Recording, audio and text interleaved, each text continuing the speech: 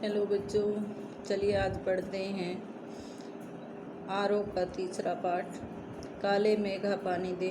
धर्मवीर भारती इसके रचनाकार हैं बच्चों। धर्मवीर भारती जो मानव विज्ञान में डिग्री प्राप्त की थी उन्होंने, तो यहाँ वो विज्ञान और अंधविश्वास उसके बीच का जो द्वंद्व है उसी से जूझते हुए ये संस्मरण उन्होंने लिखा है। इसमें उन्होंने अपनी युवा मन के जो द्वंद्व हैं उनका वर्णन किया है। ये संस्मरण है बच्चों। इनमें इस पाठ में उन्होंने अपनी एक जीजी हैं, यानी कि जो उनकी माँ से भी बड़ी उम्र की हैं और जो उनसे खून का रिश्ता नहीं है लेकिन स्नेह का रिश्ता है, वो इन्हें अपनी औलाद से भी बढ़कर मानती हैं। तो आइए हम पढ़ते हैं उस द्वंद्व के बारे में ही। यहाँ जैसे कि बच्चों आपने भी देखा होगा ग्रामीण क्षेत्र में, क्योंकि बारिश पर ही हमारी जो अर्थव्यवस्था है ग्रामीण क्षेत्र की वो निर्भर है। फसल आदि तब तक नहीं सही होती जब बारिश नहीं होती, और उस बारिश के लिए हम प्रयास करते हैं इंद्र देवता को मनाने के लिए। कभी हम हलवा छोले कुछ ना कुछ बांटते हैं, कोई चावल बनाता है, कोई इसी प्रकार की एक लोक रीति का यहाँ वर्णन किया गया है। काले मेघा पानी दे ये एक गीत है जिसको कौन गाते हैं? बच्चे गाते हैं। आइए तो इस पाठ को पढ़ते हैं। उन लोगों के दो नाम थे। उन लोगों के मतलब कौन है वो लोग? वो इंद्र सेना है या मेंढक मंडली, दो नाम हैं। पढ़े लिखे लोग उनको कहते हैं मेंढक मंडली, और विश्वास करने वाले लोग उन्हें कहते हैं, जिनकी आस्था है, वो इंद्र सेना। इंद्र कौन है? इंद्र जो हैं वो बादलों के देवता हैं, यानी वर्षा उन्हीं के द्वारा मान्यता है कि वही करते हैं। तो बिल्कुल एक दूसरे के विपरीत हैं ये दोनों नाम। जो लोग उनके नगन स्वरूप यानी कि नंग धड़ंग होकर शरीर, नगन स्वरूप शरीर, उनकी उछल कूद, उनके शोर शराबे और उनके कारण गली में जो कीचड़ हो हल्ला होता है उसके कारण उन्हें कहते हैं मेंढक मंडली। यानी जो लोग उनको उस रूप में नहीं देखते, जिनकी आस्था नहीं है, वे उनकी अगवानी गालियों से होती है। यानी वो लोग उनसे नफरत करते हैं, उनको गालियां देते हैं, भला बुरा कहते हैं। वे होते तो इस 10-12 वर्ष से 16-17-18 वर्ष के किशोर बालक, सांवला रंग, नंग धड़ंग, सिर्फ एक जांघिया या कभी कभी सिर्फ एक लंगोटी पहने हुए कुछ बिल्कुल ही नगन होते हैं और एक जगह इकट्ठे हो जाते हैं। पहला जयकारा लगता था, बोल गंगा मैया की जय। तो ये प्रश्न छोटे प्रश्नों में आता है कि मेंढक मंडली या इंद्र सेना सबसे पहले क्या जयकारा लगाती थी? बोल गंगा मैया की जय। और क्यों लगाती थी? क्योंकि गंगा एक पवित्र नदी है जिसका जल हमारे बहुत काम आता है, हमारी बहुत आस्था है नदियों में। जयकारा सुनते ही लोग अपने घरों यानी कि सावधान हो जाते। स्त्रियां और लड़कियां छज्जे बारजे से झांकने लगती थी और यह विचित्र यानी कि अनोखी नंग धड़ंग टोली उछलती कूदती समेत पुकार लगाती, यानी एक जैसी आवाज़ में लगाती। काले मेघा पानी दे, गागर फूटी बैल पियासा, पानी दे गुड़धानी दे, काले मेघा पानी दे। यानी कि ये गाना गाती है ये कि हे काले मेघा पानी दे, गागर फूटी बैल प्यासे, यानी घर की मटकियों में भी पानी नहीं है, पशु भी प्यासे हैं। पानी आएगा तो गुड़धानी भी होगी, क्योंकि पानी के साथ ही फसल अच्छी होगी। काले मेघा पानी दे, यानी पानी के साथ अन्न और धन दोनों आएंगे। उछलते कूदते एक दूसरे को धकियाते ये लोग गलियों में किसी दो मोहल्ले मकान के सामने रुक जाते हैं और आवाज़ लगाते, पानी दे मैया इंद्र सेना आई है। और जिन घरों में आखिर जेठ या शुरू आषाढ़ के महीने, यानी ये दो गर्मी के भीषण गर्मी के महीने हैं, इनमें पानी की बहुत कमी होती है बच्चों। खासकर ग्रामीण क्षेत्रों में पशुओं के लिए और फसल के लिए पानी नहीं होता। घरों में भी तो कहता है लेखक कि जो बचा कुचा पानी है वो भी बाल्टियां भर भर के लोग इन पर डालने लगते हैं। तो लेखक जो वैज्ञानिक तर्क रखता है, कहते ये जब लोग भर भर बाल्टी पानी डालते हैं तो इसको पानी की बर्बादी मानता है। भीगे बदन मिट्टी में लोट पोट लगाने लगते हैं और पानी फेंकने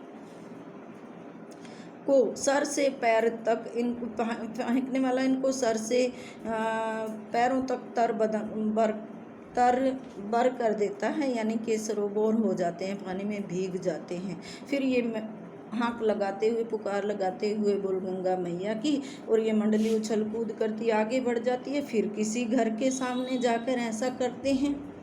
तो जब ये गली मोहल्ले गांव शहर जगह जगह लोग गर्मी से भून रहे होते हैं और ऐसी त्राई त्राई कर रहे होते हैं, जेठ के 10 तपा बीत जाने पर आषाढ़ का पहला पखवाड़ा भी बीत चुका होता है, पर अक्षी तीज पर कहीं बादल की रेख भी नहीं होती। कुएं सूखने लगते हैं, नलों में भी पानी बहुत कम हो जाता है, और या तो आता ही नहीं आता है तो आधी रेत आती है,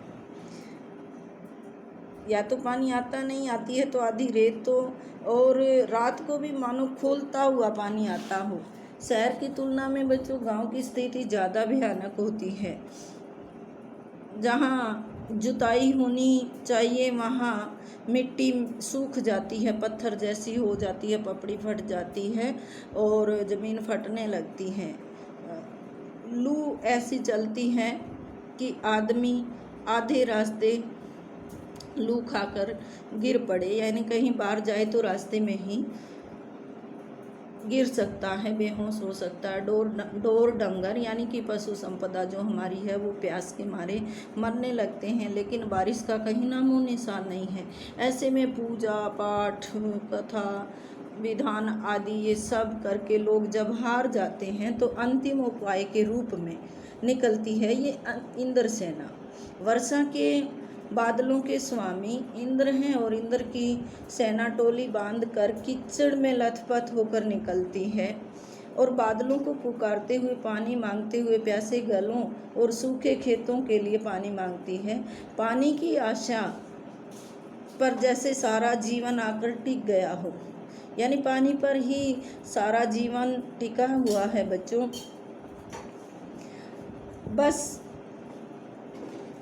एक बात मेरे समझ में नहीं आती कि इतनी भीषण गर्मी में जो बचा खुचा पानी है, लोग इतनी कठिनाई से जिस पानी को इकट्ठा करते हैं उसे भी बाल्टी भर भर कर इन पर क्यों फेंकते हैं। कैसी निर्मम यानी कि बर्बादी है, कैसी दर्दनाक बर्बादी है ये पानी की, कितनी हानि है पानी की, ये मेरी समझ में नहीं आती।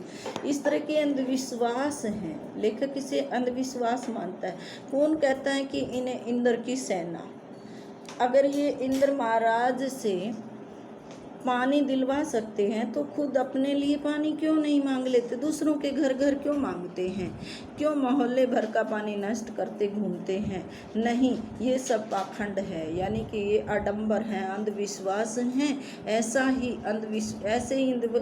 अंधविश्वासों के कारण आज हम अंग्रेज़ों से पिछड़ गए और उनके गुलाम बन गए। कहते हैं भारतीय जो आस्था है वो अंधविश्वासों से ग्रस्त है, जिसके कारण आज हम आधुनिक युग में होते हुए भी अंधविश्वासों में बंधे हुए हैं और दुनिया से पीछे रह गए।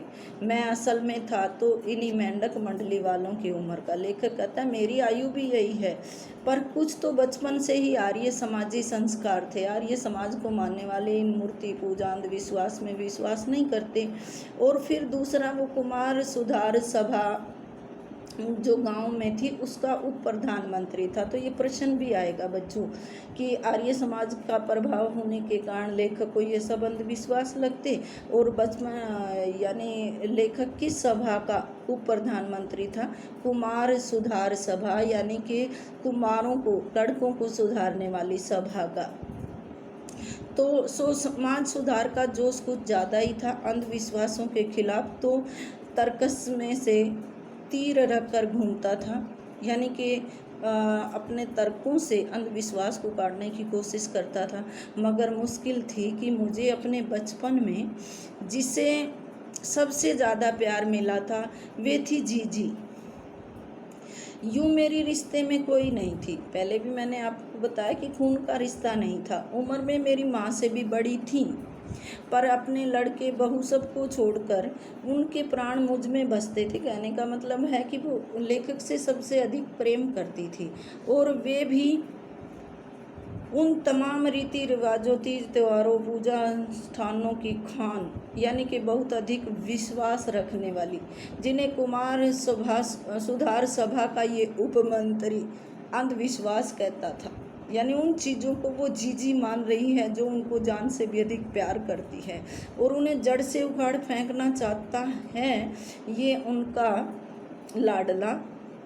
पर मुश्किल ये थी कि उनका कोई भी पूजा विधान, कोई भी त्योहार अनुष्ठान बिना लेखक के पूरा नहीं होता था। दिवाली में तो वे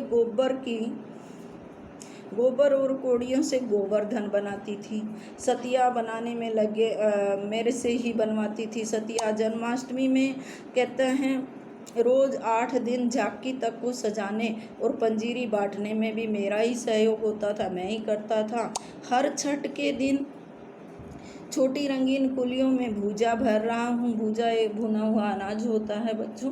किसी में भुना चना है, किसी में भुनी मटर है, किसी में कुछ चावल, अरवा चावल यानी उबाल कर भुने हुए अरवा चावल जो उबाल कर निकाले जाते हैं फिर उनको भुना जाता है, किसी में भुने गेहूँ। जीजी ये सब मेरे हाथों करवाती थी। क्यों करवाती थी कि जीजी को ऐसा लगता था ये सब काम अगर मैं इनसे करवाऊंगी तो सारा पुण्य इन्हें मिले। वो मुझे ही पुण्य प्राप्त करवाना चाहती थी, लेकिन इस बार मैंने साफ मना कर दिया कि मैं नहीं करूँगा, मैं नहीं फेंकूँगा बाल्टी पानी की, और मैं रूठ गया दीदी से।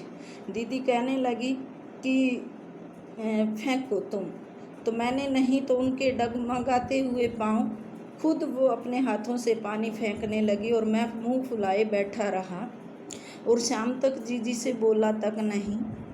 उन्होंने मुझे बहुत कोशिश की मनाने की, उन्होंने मुझे मठरी खाने के लिए दी, मैंने उनका हाथ अलग कर दिया। जब वो मेरे मुंह में डालने लगी तो जीजी ने, मैं बोला ही नहीं जीजी ने, पहले वे भी तमतमाई यानी गुस्सा हुई, लेकिन ज़्यादा देर तक उनसे गुस्सा नहीं रहा जा सकता था।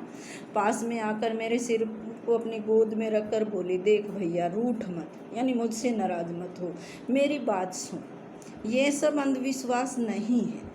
हम इन्हें पानी नहीं देंगे तो इंद्र भगवान हमें पानी कैसे देगा। मैं कुछ नहीं बोला। फिर जीजी बोली, तू इससे पानी की बर्बादी समझता है, ये तो पानी का अर्घ्य, बर्बादी नहीं, पानी का अर्घ्य चढ़ाते हैं, यानी कि चढ़ावा है भगवान के नाम का। जो चीज़ मनुष्य पाना चाहता है उसे पहले उसे देना होता है, देगा नहीं तो पाएगा कैसे। हमारे ऋषि मुनियों ने भी दान को सबसे ऊंचा स्थान दिया है। ऋषि मुनि भी कहते हैं, ऋषि मुनियों को काहे को बदनाम करती हो जीजी। जब ऋषि मुनियों का जिक्र आया तो मैंने कहा उनको क्यों घसीट लाई। क्या उन्होंने कहा था कि जब आदमी तरस रहा हो बूंद बूंद के लिए और तब पानी को कीचड़ मचाओ, उनको फेंको।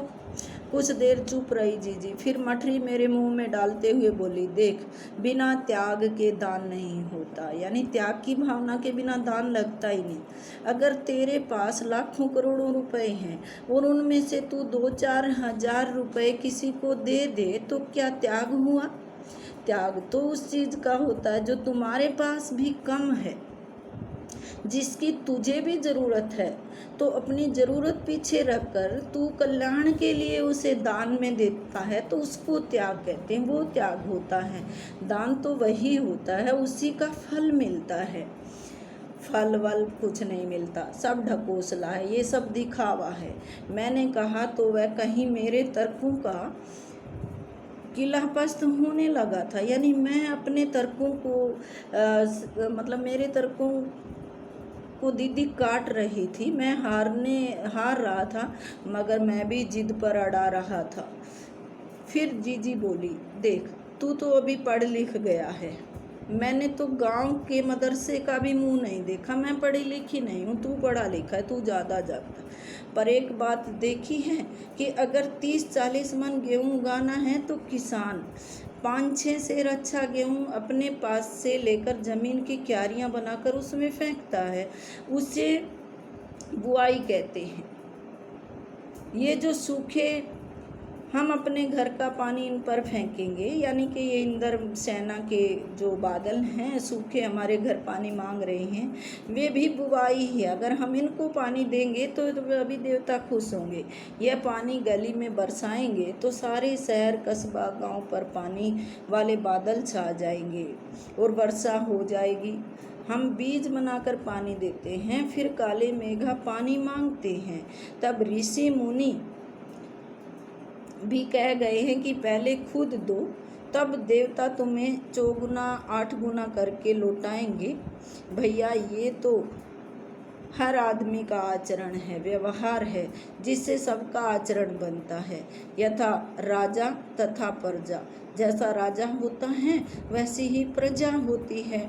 सिर्फ यही सच नहीं है, सच यह भी है कि यथा प्रजा तथा राजा, यही तो गांधी जी महाराज भी कहते हैं। अब लेखक को हैरानगी हुई, गांधी जी महाराज, क्योंकि जीजी का एक बेटा राष्ट्रीय आंदोलन में भाग ले चुका था, तो जीजी का लड़का राष्ट्रीय आंदोलन में पुलिस की लाठी खा चुका था, हिस्सा ले चुका था। तब से जीजी गांधी महाराज की बातें अक्सर करने लगी थी। इन बातों को आज 50 से ज़्यादा वर्ष होने को आए, लेखक को याद आ रही हैं, क्योंकि ये एक संस्मरण है, पर ज्यों की त्यों मन पर दर्ज हैं।